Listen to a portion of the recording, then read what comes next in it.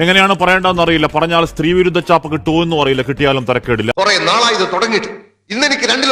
അമ്മയും ഒരു സ്ത്രീയാണ്. ആ കണ്ണുനീര് കേരളത്തിന്റെ വേദനയാകുന്ന ഒരു വല്ലാത്ത ദിവസം. അത് പറയാൻ കഴിവില്ലെങ്കിൽ പിന്നെ കോട്ട് എടുത്തിട്ട് ഇവിടെ വന്നിരുന്നിട്ട് കാര്യമുണ്ടോ? ഇതൊരു പബ്ലിക് പ്ലേസാ. ഞാനൊരു പെൺകുട്ടിയും കുറച്ചുകൂടി മാന്യമായിട്ട് സംസാരിക്കണം. അനാവശ്യം പറഞ്ഞാൽ പെണ്ണാണെന്നും ഞാൻ നോക്കൂല. അടിച്ച് കാരണം പോച്ചളെ.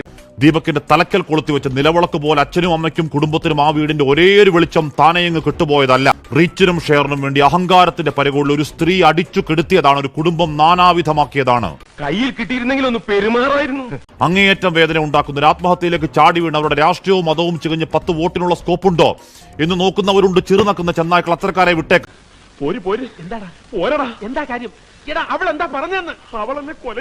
ഇവിടെ പ്രശ്നം അതല്ല. അക്കാലം അത്രയും എല്ലാവരും നല്ലതു മാത്രം പറഞ്ഞൊരാൾ രാവന്തിയോളം കഷ്ടപ്പെട്ട് അധ്വാനിച്ച് കുടുംബത്തിന് വേണ്ടി ജീവിച്ചൊരുത്തനെ സോഷ്യൽ മീഡിയ കമ്പോളത്തിന് വേണ്ടി സൈബർ ആൾക്കൂട്ടക്കൊലയിൽ തൂക്കിവിറ്റ് കഴിവേറ്റിയതാണ്. അയ്യോ, ഞാൻ അതല്ല ഉദ്ദേശിച്ചത്. അതെനിക്ക് മനസ്സിലായി. അത് വേണ്ട. ആ യുവാവ് 110% നിരപരാധി.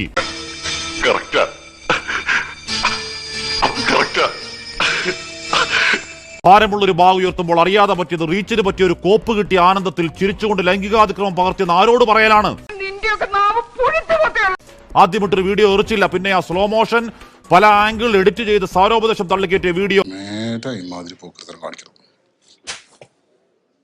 ഇന്നലെ അപ്പോൾ 27 ലക്ഷം പേര് കണ്ടെങ്കിൽ ഒരുത്തനെ പച്ചക്ക് വെട്ടിക്കീറി ഇറച്ചി കഷ്ണം വിൽപ്പനയ്ക്ക് വെച്ചതിന്റെ കൂലിയാണ്.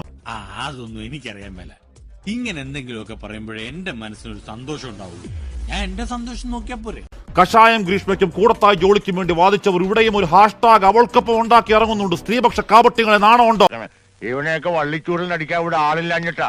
വ്യാജങ്ങളെ, സോഷ്യൽ മീഡിയ കോണ്ടന്റ് അപരാധങ്ങളെ സ്ത്രീ സമൂഹം ചെറുക്കുന്നില്ലെങ്കിൽ ഇനിയും അച്ഛനും മക്കളും ഭർത്താവും അടക്കം മച്ചകത്ത് തൂങ്ങിയാടും വേട്ടക്കിരകൾ, ആൺ ശവങ്ങൾ.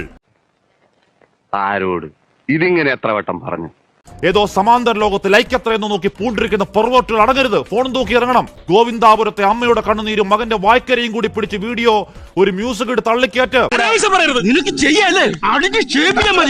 അങ്ങോട്ട് കുത്തിക്കയറട്ടെ. ലൈക്കും ഷെയറും തീരട്ടെ നിന്റെയൊക്കെ മുടിഞ്ഞ ആർത്തി.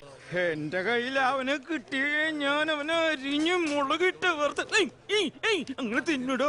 കോൾ ഔട്ട് എന്നും പറഞ്ഞ് യഥാർത്ഥ പരാതികളെയും തൊലക്കലാണ് നിങ്ങളുടെ പണി. വെടിവെച്ച് കൊല്ലണം. അപ്പൊ അതിനെ മനസ്സ് നിറഞ്ഞു. തന്തയ്ക്ക് വിളിച്ച പോലത്തെ ഒരു സുഖം വരട്ടെ.